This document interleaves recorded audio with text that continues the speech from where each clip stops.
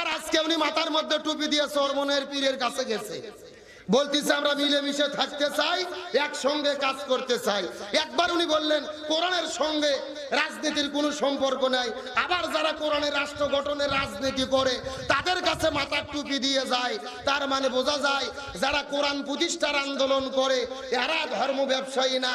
যারা নির্বাচনের আগে ভোট জোগানোর জন্য মাথায় টুপি দেয়, কথায় কথায় আলহামদুলিল্লাহ সুবহানাল্লাহ ইনশাআল্লাহ বলে, আর যখন ক্ষমতা পাইয়া যায় তখন বলে হুজুররা হলো মৌলবাদী, আর কোরআনের সঙ্গে রাজনীতির সম্পর্ক নাই।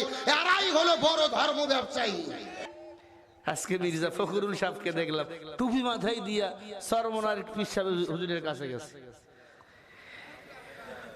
এমন টুপি মাথায় দিছে মনে হচ্ছে উনিও পীর সাহেব।